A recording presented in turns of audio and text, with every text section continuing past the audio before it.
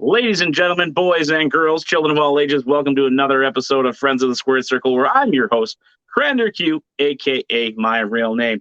Now, don't forget, everybody, we got some merch out there. Yes, that is my beautiful bearded face on there. We got hats, t-shirts, and stickers. Yes, I have made it to the big time. Look at me. As well as our sponsors. Now, John, I know you're not going to like our sponsor here, Darren Corbin, your WrestlePalooza champion. Yeah, I didn't tell you that before we got live here. Great way to support Darren is check. Oh, there you go. One of those too. Yeah. Check out Darren Corbin on Facebook, Twitter, as well as you can help him out. He's going through an injury right now on Patreon at patreon.com/Darren Corbin, your WrestlePalooza champion. And that is one of my favorite wrestlers right there. I'm probably one of the few people that cheer for him, as well as Superior Creations. They make these beautiful tumblers. Check them out on Facebook, facebook.com/Superior Creations MN for all your custom tumbler needs. And before we get started here, we're just going to give a little bit of shout out to our friends in the wrestling world. We have November 12th, Showtime Pro Wrestling out of Eau Claire, Wisconsin. They got a show coming up, as well as Shriner Slam, November 19th, Below Zero Wrestling, Hermantown, Minnesota. That should be a fun one. And last but not least, John, you might recognize some of the boys here. Oh, we got that. First Wrestling, Saturday, November 26th, Uptown VFW, Minneapolis, Minnesota, 21-plus show. And that is our champion that we love to brag about here, Devon Monroe. And John, how are you doing this morning? I'm doing well. Thank you very much for asking. It's very kind of you to invite me on your little program. Yeah, exactly. I'm just getting you on here so I can get some views. So, and then hopefully one day we'll get Darren. So you guys can do a collab and work out your issues. So reach for the stars. So if you don't mind, if you just want to give us a little background of what you do in the wrestling business, and then we'll kind of lead into what got you to that point. Basically what it is I just had a high school reunion, and people ask me what I do for a living nowadays. And basically what I say is I tell people where other people are from and how much they weigh. So, I am the voice of First Wrestling, which is Eric Cannon's promotion based in the Twin Cities. I do, of course, the ring announcing and hosting of shows, as well as a lot of the advertisements, the voiceover work for that. Host our monthly show, The Clash, and that's about it. And then I relax in my palatial St. Paul estate. That's about it. I usually just talk wrestling with all my friends at work, and even I work at a middle school. The principal even says, "Oh, it's Cal telling you about this wrestling show he wants to put on." And then the school cop turns around and says, "Yeah, he gave me some stickers, So, one day I hope to get you guys up here in the Duluth area. It'd be great because, we miss wrestling. Heavy on Wrestling is silently left us for a little bit, but we hope to get them back. So can you tell us some of your early wrestling memories from when you were a kid? Well, I am what's called an old. So I grew up here in the Twin Cities. So my initial exposure to wrestling was the AWA, based here in Minneapolis and St. Paul. I can't remember what the first show I went to was. I just remember watching it on the weekends and mornings as well. It was filmed at both the Minneapolis Auditorium and the St. Paul Auditorium, which is now called the Roy Wilkins. Okay. Minneapolis Auditorium is now the Minneapolis Convention Center. It's gone many years now, but it's huge. And then big shows at the Civic Center, St. Paul Civic Center, which is now the XL Energy Center. So a lot of the folks that moved on from that when Vince bought out the territories were the folks that I already knew. So that allowed me to get into the more major league of wrestling. And I already had a leg up on folks who didn't know these folks, and there's always this I've always had this some would say misplaced sense of pride for local folks that make it big. Mhm. So to see folks from the Twin Cities area, or at least who were based here with the AWA, Mhm. was always really cool. Seeing Jesse Ventura and seeing the Gagnes and even Mean Gene and Yep. Rick Rude and all those folks coming out of the Twin Cities, coming out of Minnesota was pretty fantastic. So I got into it then. I had my first dark period around the time that I discovered girls, and then came back to it about pardon me, late mid 90s, when both the WWF and WCW were kind of making their initial forays into superstardom. I was at that show at that first Monday Nitro at the Mall of America, in which I didn't even know that it was happening, and I just happened to be at the Nice. mall Nice. that evening, and just kind of watched up from the third level near the elevator banks, and watched the show. And I've been an off and on, but mostly on fan ever since. Gotcha. So let's go back to that AWA. You had mentioned that you had recognized some of the stars. Was there anybody that stood out in the AWA that kind of captivated you and made you want to keep watching? Um, Jesse Ventura, of course, he was just this guy who was, Mhm. from Minneapolis South Yeah. high school, and or was he from Roosevelt? I can't remember now. No, I think he was from South. But just local boy, made good as a bad guy, Mhm. but very smart, snarky dialogue. I've always liked the great talkers in the Mhm. business, and he was one of the best. Um, and just really enjoyed because it comes into that idea of, if somebody gives you crap on the street or at school or something, Mhm. and you don't have the proper insult back at them right away, these guys always did. Mhm. And just not only is it the fantasy of being able to beat somebody up in front of a bunch of folks, but also just always have that witty rejoinder Oh yeah. back at them. I like to think I'm pretty, sarcastic and funny, but Mm. I don't want to go toe to toe with Jesse Ventura. That's for sure. Another Well, maybe another these great, days, I don't yeah, yeah.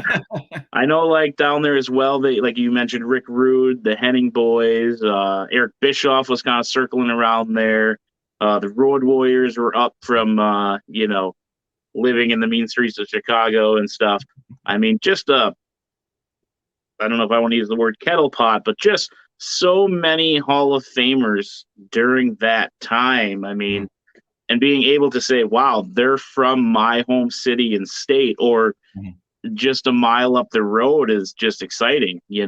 Like I think the biggest name coming out of my neck of the woods would have been, um, Ken Anderson, and he would have been towards Green Bay. But, Mhm. I like to brag that Roderick Strong was from my hometown of Eau Claire, Wisconsin, but he was born there and then they moved to Florida. But we'll still, we'll keep him You good. still, yeah, you Yep. still. That's the thing about the Midwest, generally, and Minnesota specifically, is we will latch on to literally Hmm. anybody, Yep.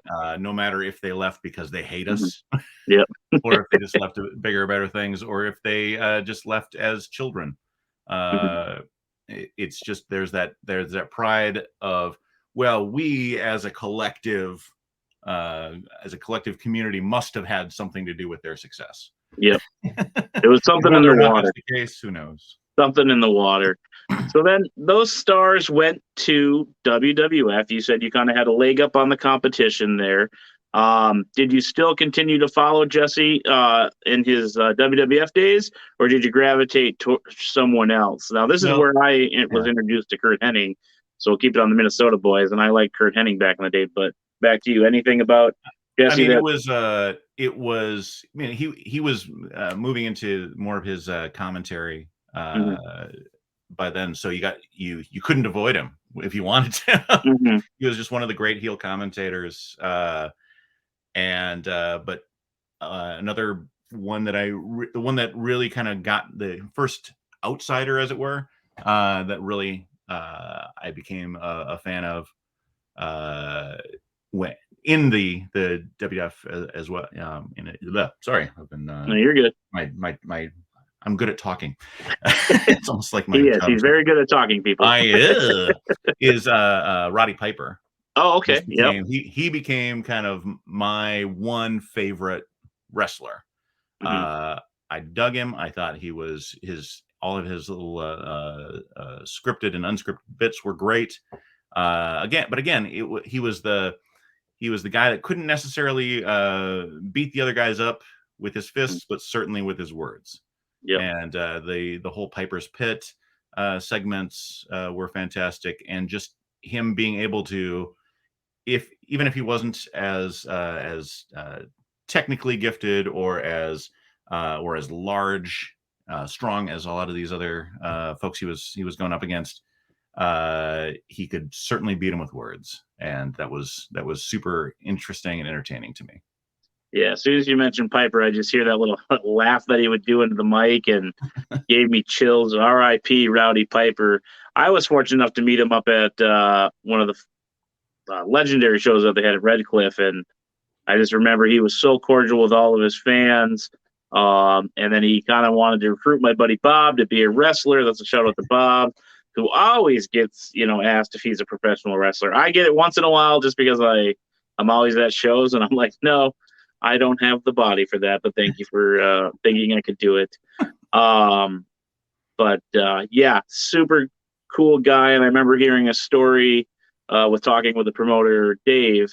Hopefully he's okay with me telling this story, but he was saying that Rowdy was very nervous working with Jake the Snake, even though it had been many years since they seen each other, that Jake was gonna, you know, shoot on him in the ring. So I just thought that was kind of cool that that beef was still kind of there, that he was so nervous even at an independent show that Jake the Snake was going to go into business for himself. So, did you ever get the chance to meet any of these guys that we mentioned so far? One of my favorite people that I met, and it was just through a woman that I was dating at the time, was friends with his son, and I met him at the son's art exhibit. Oh, His okay. was ugh, again, I'm nuts here. Uh, was the Claw himself, Oh, okay.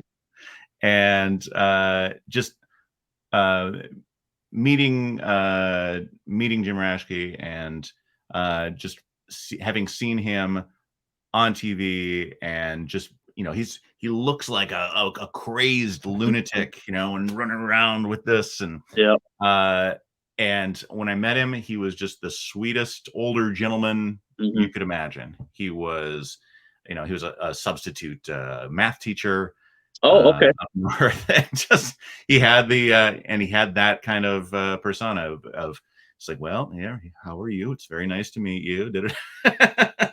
And I just actually saw was it last summer?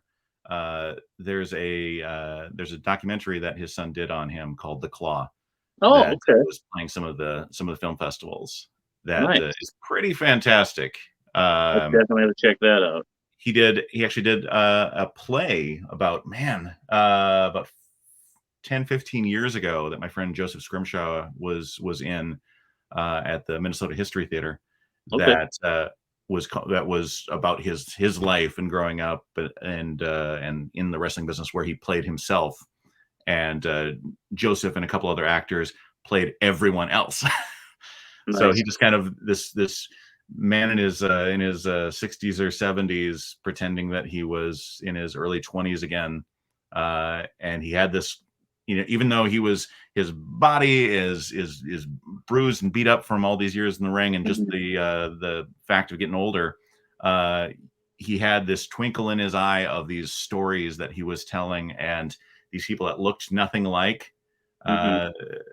like Mad Dog Vachon, for instance. Oh, geez, yeah. But playing him and having the dumb accent, the overwrought accent, and he just had this twinkle in his eye of, yes, this is my cool life that I lived. Mm-hmm. Yeah, I know he was at just recently, like on AEW and a Yep. few other like local shows in Minneapolis, St. Paul area, and yeah, I think he's one of the first big time wrestlers that I met because like I didn't know at the time who he was. I was like probably in middle school, and he did that claw thing to me, like freaked me out because I was like, he's touching me, and fast forward to when I realized who he was, I was like, oh my God, that was probably my first pro wrestler Mm. that I had met that, was back on the independent scenes. And then when we went to another show, he happened to be walking up with his wife. So I got to open the door for him, and I felt like, coming full circle, and I was telling him the story, and he just kind of chuckled and kept walking. But, it's just like crazy to meet him again 20 plus years later at a local show. So he definitely, to this day, he still just throws that up, and it just gives me kind of goosebumps. So, alrighty. Anybody else that you met that you thought was pretty cool during that, AWA, WWF early days? No, because that was kind of the time that that the E came in, or the F at the time came in, and bought out their last big competition. So there weren't the local shows anymore. So it just became it was a thing you watched on TV. Gotcha. Okay. So then you said you had that little dark period there where you discovered girls. We won't get into that on this podcast. That's for another show. So we fast forward to the 90s. Did you get kind of sucked in like you were as a kid, or were you just like a casual fan? Any stars or anything that kind of resonated with you then? At the time, it became kind of a, I don't know what you'd call it. It became more of a snarky, smarky fandom. Thinking, well, I'm better because I know everything is fake and da da da da.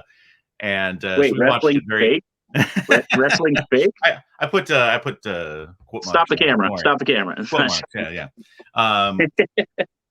And it became just a thing for friends and I to get together and watch on cable and have a few beers and just kind of it's more of a it was never a I am watching this very closely every single week and Gotcha. analyzing storylines. It was more of getting together with friends come over to the house and we hang out and with each other and we have wrestling on because it was a shared interest. Very nice. Very nice. And then we're going to kind of go back again in time. You talked about being at the Mall of America. Mm-hmm. Let's talk about that experience. And then let's talk about that Saturday night Nitro experience as well. Because that's got to be crazy to be in the audience back in 90, was it 2, 3? 5? Okay. Being in the audience, and then next thing you know, not even just a month ago, you're there announcing for a show in the Mall of America. So go ahead. Let's talk about those memories of the first show there. Well, again, it was because I had been away from it for so long that I didn't know most of the folks that were there. You knew Hulk Hogan, of course, but there were so many folks that were just off of my radar.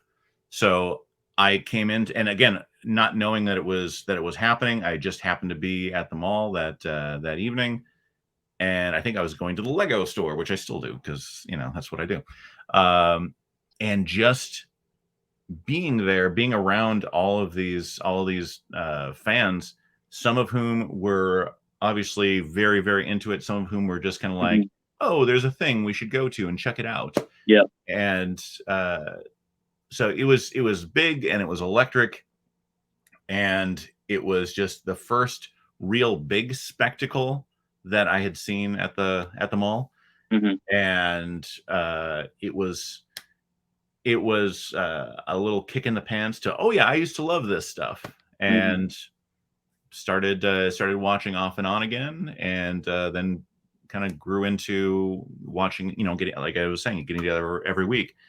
when Eric first told me about the possibility of doing the mall show, that was back in 2020. Okay. We had done the mall show at Rosedale Yep. Mall at a closed Herberger's, and sold that place out. And that was a big something special kind of thing, because while we had been really wildly successful in the venues that we were used to, such as First Avenue for WrestlePalooza, such as the Lynn Lake Uptown BFW, places like the synagogue in St. Paul, the Temple of Aaron Synagogue, and then Bauhaus, the brewery in Northeast Minneapolis. These were places that we kept on going back to, and we were able to sell them out because people knew this is a thing. This is going to be big because they have been here before. They have provided a good show here before. And then going into the Rosedale show was nuts, because we as much as we put on a good front, we know we're going to put on a good show. The question is, will a newer audience, folks that aren't necessarily here because they're first wrestling fans, but they're fans of wrestling, are they going to find it as enjoyable as our regular, more hardcore fans? And it turned out that they did, and it was wildly successful. The mall would, I'm sure, love us back if they hadn't demolished that Herberger's as part of this massive renovation that they're doing. And then that was our last show before COVID hit. And so basically what happened is we did that show, and then the next day I flew to Europe for vacation, and got was stuck in Europe for 2 weeks, but that's fine. But Eric had already been talking about doing something like this again. And it was more of, maybe we should do this. I wonder if there would possibly be something we could do at the Mall of America. Would that be a thing? And he just worked very hard behind the scenes for, again, 2.5 years to make this happen. They were almost immediately receptive to the idea. The person who is in charge of events at the mall, Chris Grapp, is a big wrestling fan, and was very excited about doing this. But then again, middle of the pandemic, it's not gonna happen. It didn't blow over as quickly as we had hoped it would. And doing something for the 25th anniversary became, maybe we'll do it for the 26th anniversary, or maybe the 26th and a half. But then eventually we were able to just do it basically a week after the actual anniversary of the show, 27 years later. And the sheer number of trips to the mall to work out logistics, to just kind of walk the space, make sure that that the way that it was set up would work out for us. If you watch that Nitro, the original first Nitro again, that the door that wrestlers came out of has been basically renovated out of existence. So we couldn't do it exactly the same way. We couldn't make the layout be exactly the same way. So we had to work with them all to figure out a better way to both utilize the space that we had and that giant video screen behind the stage that worked so well for us. Yeah, definitely. I always go back to it when we talk about the Mall of America. That's just like when people say, "Oh, I've never been to the Mall of America." It's just like, what? What do you mean? And then I realize, oh yeah, it's not really a big deal for us because it's in our backyard. But I remember watching that Nitro as a kid with my uncle and just saying like, "Oh, that's the train store we went to," and then like we'd go there like randomly some weekend just for back to school shopping or just a day trip. And it'd be like, oh yeah, this is where they have the wrestling. Like that's the train store. This is the escalator. That's the thing I remember the most is people riding up on the escalators, and watching the show. And then just kind of being able to sit there with my fiance, Randy, take a shot. That's a little thing we do here. I was just like, this is just so surreal being here.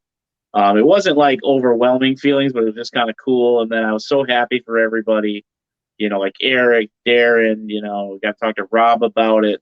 Abby, who's part of the First Wrestling family, as well as Loopy, they gave me their insight, and it was just like they were just so excited.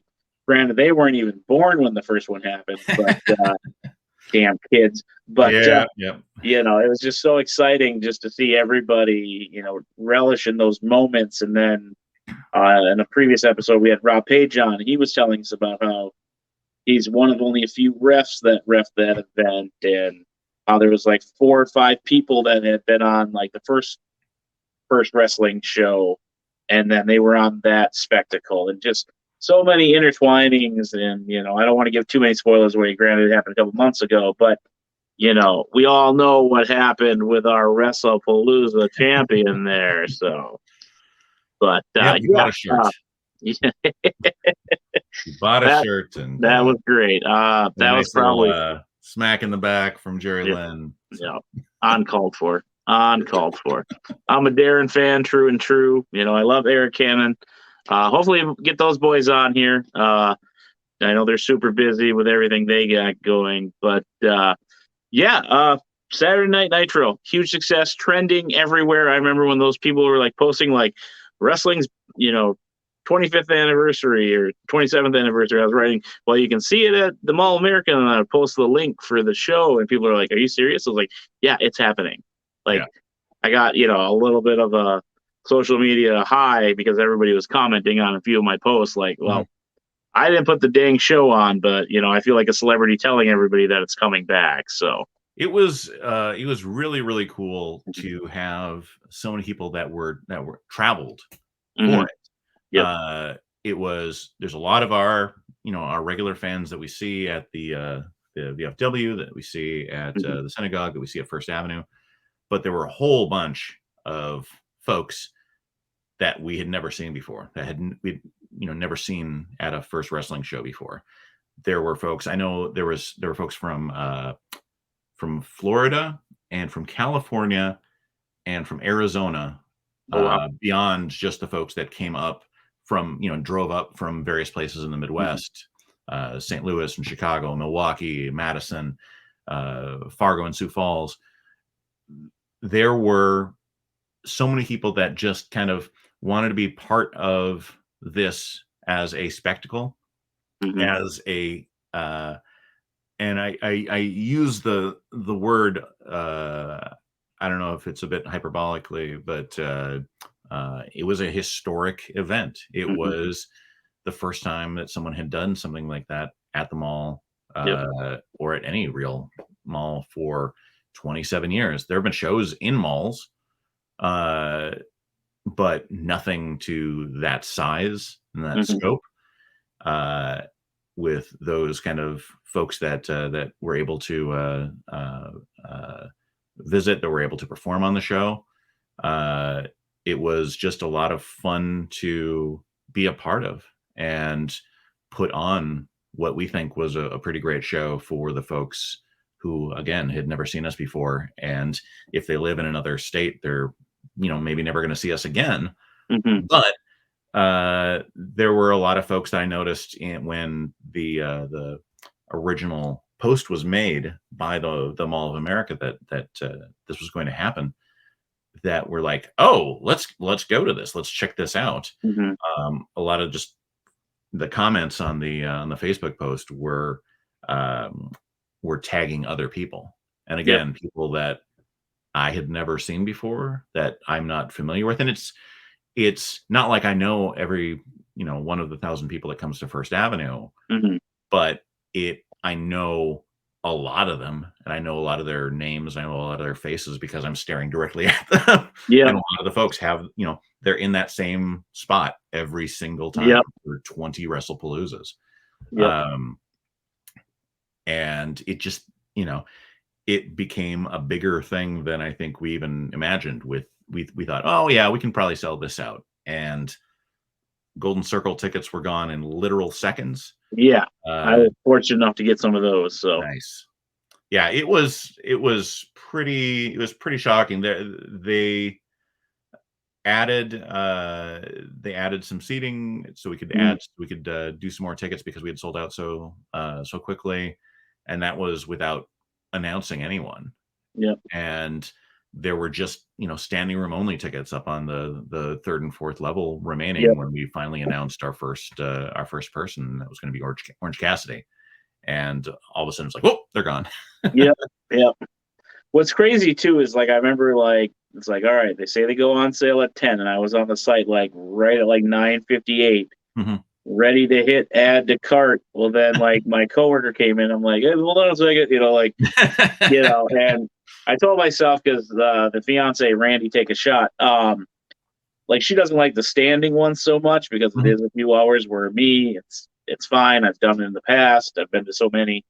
I was like, well, I got to get the seated ones, otherwise she's not going to want to go. So I pulled the trigger so quick that day, and then I go on and sent Eric a message and like, got him. He's like, you did? I mean, everybody else is having trouble, And I just seen the comment section. It's like, well, I was trying to get Golden Circle. They already sold out. I'm like, well, nice. Sometimes you can't be lazy. You got to be right there, right when it says it drops. And I'm sure Eric put a good word in for me because I have a beautiful beard. That's what it was. Well, and I think too there was an issue just primarily because the mall is not used to making selling tickets to events that are going to immediately sell out like that. Right.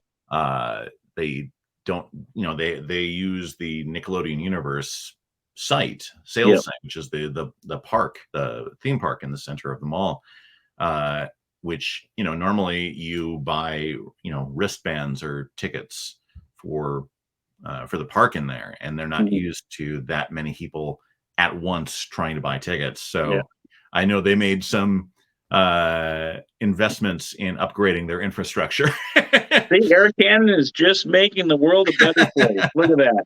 Huge shout out to Eric Cannon for making the Mall of America fix their crap. So and then again that was the next day was a Vikings Packers game, and so there were all these Vikings and Packers jerseys walking through the mall as we were getting ready to set things up. We were able to set up on Wednesday after the mall closed, which was really nice, as opposed to having to do it like Friday night before the show. The mall we were like, oh, they're not going to want to have this ring up. They're not going to want us to leave all our crap here. But the mall was like, no, we want this ring up. It is sold out. We can't sell any more tickets, but we want this spectacle. We want people to know that this thing is happening. And next time, if this happens again, they had better get on it and buy some tickets quickly.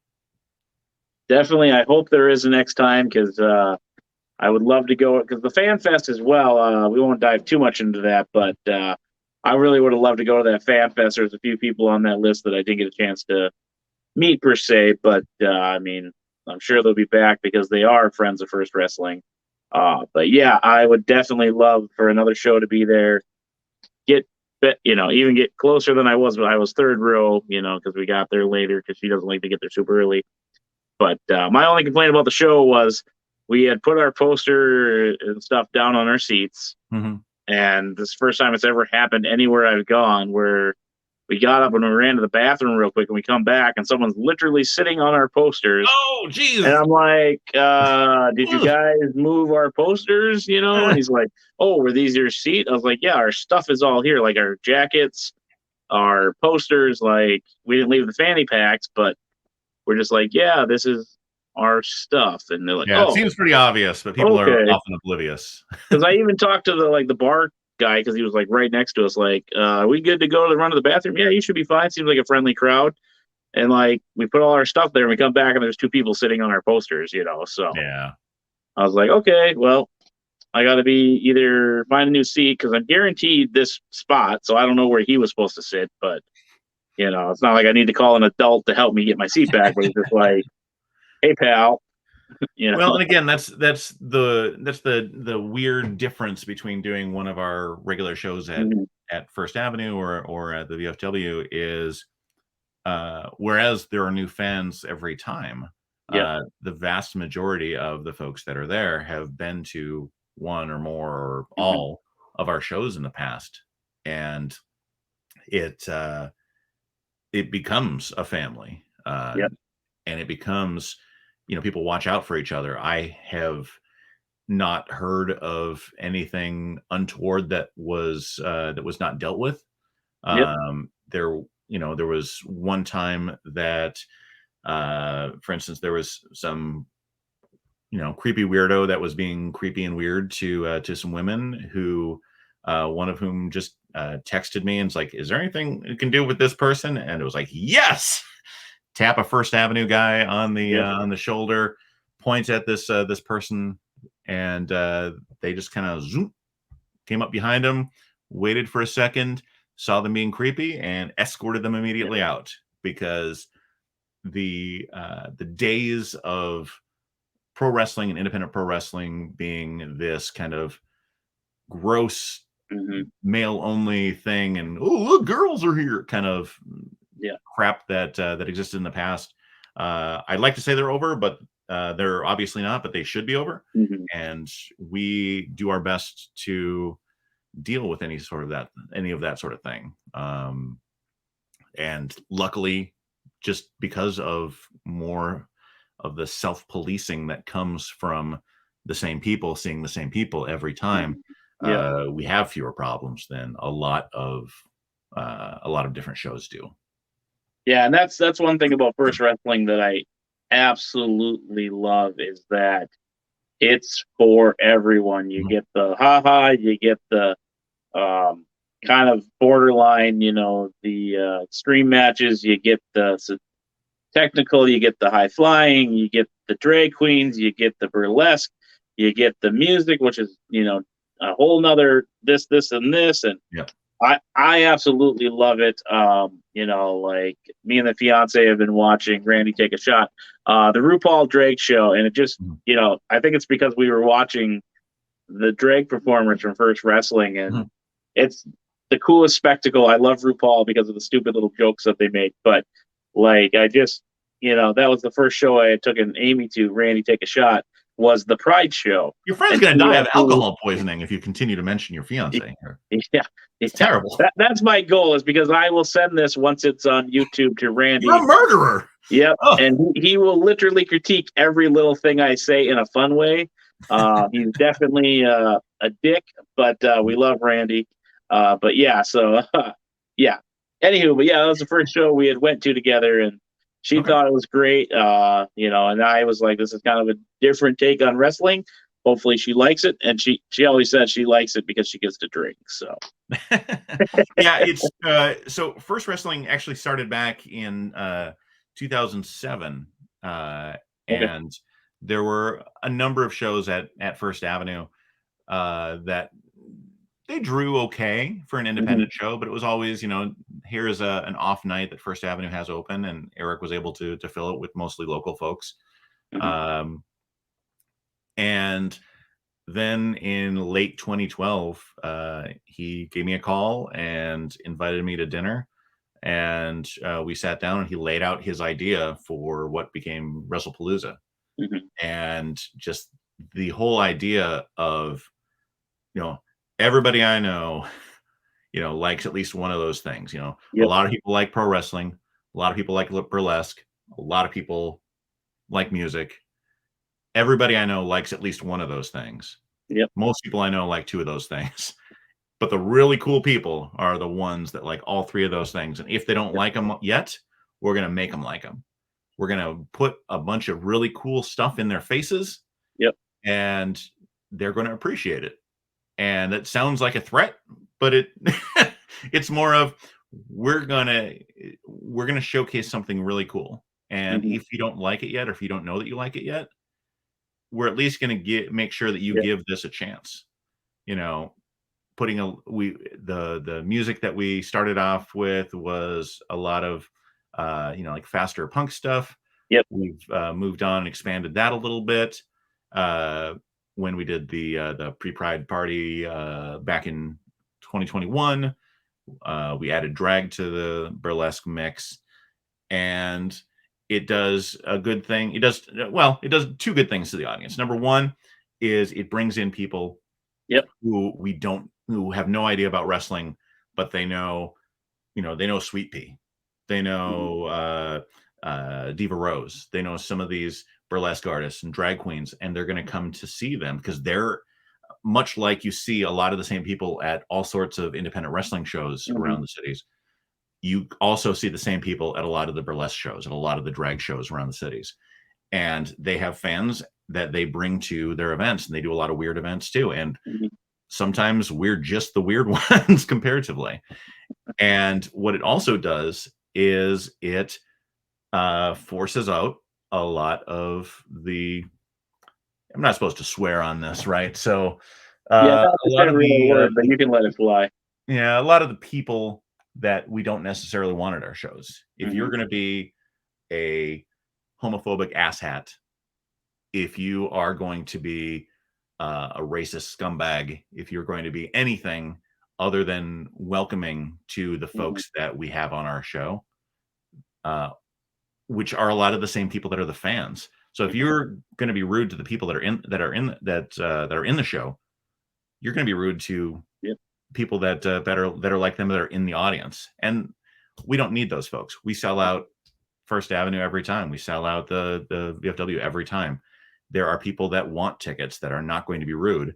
And those are the people we want to bring to our show. Yep. Definitely. I know that's one thing I like about down there is everybody's just super nice to you. Like I remember jokingly around with the fiance Randy take another shot where she's like, we were just being goofy, and when she's like, I love you, and the person behind's like, I love you too, and then we're like, oh hey, we love you, and it was just such a funny moment, but yeah, it definitely, First Wrestling is my first favorite, pun intended, because it's always great, because then the other thing that I like too is that there's always surprises. You never know who's coming behind that curtain, so that's another reason I like going to like WrestlePalooza, is you're there, and then next thing you know, this is a bad. The only one that can come to mind right now is just like Hornswoggle comes running on. I love Hornswoggle, great dude. But it's just like, oh, he wasn't on the poster, or I can't think of anybody else off the top of my head that just came flying out of the back. But Davari randomly shows back up, or we get to see Darius and Dante walking around, and they're not even on the show. And we love the local boys. So, but. Yeah, and what's always fun, you see a lot of folks that are in the crowd are also kind of, they're kind of watching to see what they can see moving around backstage. And there was a great shot of Orange Cassidy after he'd already wrestled, Priscilla Kelly after she'd already wrestled, just like sitting on the steps, just having a drink and watching the show. And they're not trying, they're behind something, but not enough to hide them. But they're just fans of wrestling, and they are just as entertained as we are at good wrestling, at a good wrestling experience. And if we can entertain the people that come to entertain us, that's great. Yeah, because that means they had a great time as well. They'll come back. We try to make it as welcoming as possible for folks who often, are traveling, who are driving 12, 15 hours around the country from show to show to show. But they get here, and all of a sudden it's like, oh, we have a nice clean green room, and we have some water, and we have some beer for you. We have some snacks. Some amazing fans you can meet at the show. And it's just being able to provide a great experience for everyone, whether they bought a ticket or whether we are paying them for their time coming up and performing. Yeah. Well, definitely, I know there's a few people that I'd love to see come back, like Jordan Grace, as well as is it Selena? No, not Selena. I can't remember. She's got like the peacock little thing that she wears with the ring, but I'm drawing blanks because I got talking about Jordan Grace. But Yeah, so we'll just move on because I'm just fangirling over Drew and Grace. Is there anything you'd like to plug before we get you out of here? Twitter, Facebook. Do you have any other cool side projects that you do that you want to, brag about here? Well, primarily just our next show is 2 days after Thanksgiving. Should I bring up the poster? You can give us a formal announcement there. We'll bring up the poster here for you. That's right. First Wrestling live at the Ballantyne Uptown VFW, 2916 Lindale Avenue, South in beautiful Lynn Lake, Minneapolis, Minnesota. It's 21 up show because it is a bar. Tickets are very close to selling out right now. We got some fun folks coming, including Brian Keith, including Effie, and the wonderful Uptown VFW champion, Black's Excellence, Devon Monroe will be there. Who knows who he is going to face? Then Friday the 13th of January is our 21st WrestlePalooza. WrestlePalooza 21, now we can drink, finally, because we hadn't been doing that before. That is going to be a lot of fun, knowing just a few things that are happening behind the scenes with that one. It's not going to be one you want to miss. Perfect. If Jordan Grace is coming, you can tell me off camera, and I can ask Amy, Randy, take one more shot for a birthday present to go to WrestlePalooza. So she doesn't have to go. I want to go see Jordan Grace. Sorry, Amy. Randy, take a shot. That's one of the things that I really like about what we do is that we have consistently put on a quality show, and people know that we don't put up, for the most part, we do not put up a card. These people are going to be here, and folks that come to our shows know that there will probably be other people there as well that we don't announce, and they don't know who's going to be facing who, but we know that it's going to be a really good time, and they're going to be fun matches. You're just going to have a blast meeting wrestlers, watching the burlesque show, watching the music, and we have a big fun 2023 that is kind of coalescing, kind of coming together.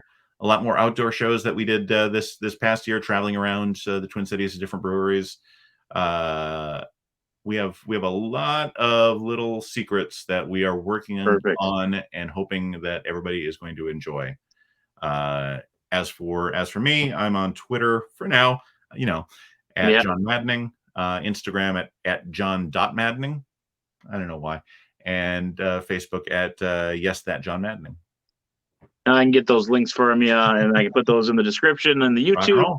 But I appreciate you coming on, John. Thank you, as I like to say, for being a friend of the Squared Circle. I know I'll be seeing you in the future at some wrestling shows. We can hopefully chat there if you throw me a T-shirt, because you never throw it to my section.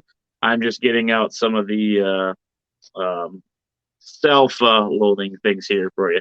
It's so easy to get a T-shirt. All you have to do is come over to the merch booth after the show and give me money, and I will give you one of my two delightful T-shirts. Okay. Yeah, it's very easy that way. I'll hand it directly to you. And throw a little shade your way. I don't think I've seen you at the merch table of all these shows I've been to. I can throw it at you. I'll get you some stickers and a little 4x4 autograph next time I see you there at First Wrestling. Perfect. Why don't you hang on in the lounge? We'll chat real quick at the end here. I'll do my little outro, and then we'll pack this in here. So outro. All right. All right, everybody. Thank you for watching another episode of Friends of the Squared Circle, where I'm your host, Crander Q, a.k.a. my real name. Now, remember, we have merch. Yes, I know. It's beautiful. And we have stickers. And we are going to start doing some T-shirts out there eventually. But right now, it's wedding season for me. So I'm not going to invest too much in the merchandise right now. I'm just going to sell off what I have, continue to plug this little podcast. Also, check out our spin-off episode, Show Me the Collectibles, where you can show off your collectibles like I have behind me, which everyone loves to brag. And we're doing also another segment of Friends of the Squared Circle Showcase, where we talk about your interaction with professional wrestlers, independent wrestlers, or just a random celebrity that you have met.